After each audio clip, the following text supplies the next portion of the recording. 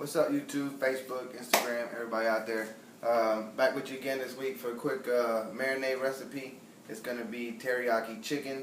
In the beginning of the video, of course, like always, there's going to be a picture with all the ingredients you're going to need and how much of it you're going to need.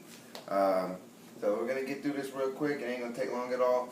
There are two optional ingredients. One of them I left in the cabinet, apparently.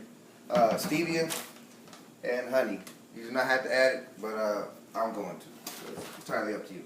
So first thing first, you're going to need half a cup of water.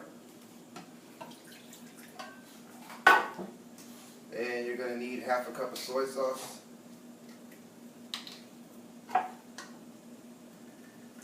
Well, probably should have got this ready before we started.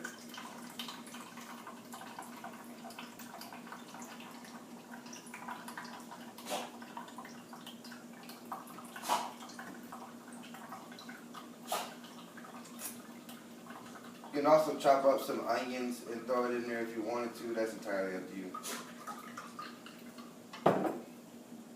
There's half a cup of soy sauce. You're going to need 1/8 of a cup of Worcestershire sauce. Don't make fun of me. I always have problems saying this, so.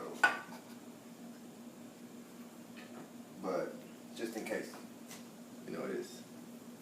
1/8 of a cup, that's about 1/8.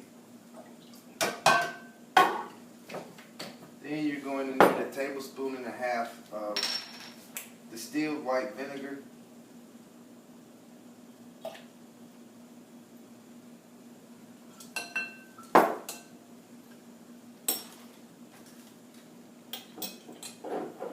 One and a half tablespoons of vegetable oil.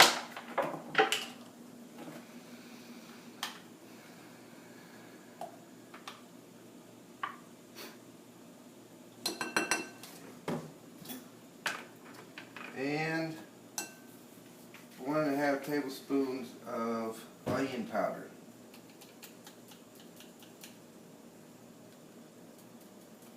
Like I said, you could also put fresh onion in there if you wanted to.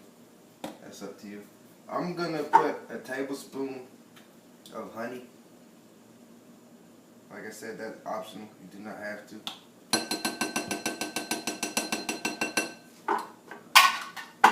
And now you're going to need 1 teaspoon of garlic powder.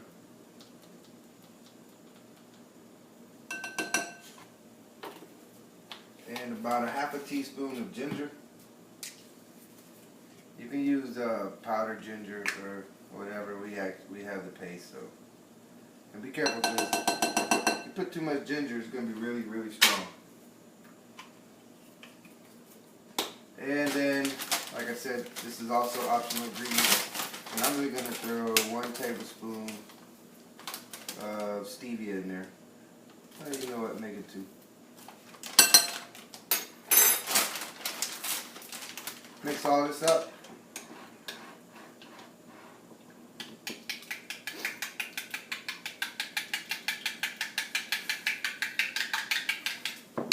I have 4 large chicken breasts. What I like to do, usually I cut them in half before I marinate them, or you can marinate them and then cut them in half, or you cook them whole. I cut them in half just because it's a lot easier to cook them. They cook faster, and it's easier to control your portion size and figure out how much you're going to eat so you don't overeat or whatever. Take it and you pour it in the bag, and you put it in the fridge for however long you want. If you want to soak it overnight, or at least, I say at least an hour before you cook it. And then you could bake it in the oven or throw it on the grill, and that's it. You could also go ahead and make this ahead of time and put it in the freezer and leave it in the freezer and then pull it out whenever you're ready to cook it. Let it thaw out and go ahead and put it in the oven. But I hope y'all enjoyed this week's recipe, and I'll be back with you later this week for the workout of the week. Thanks. Take it easy.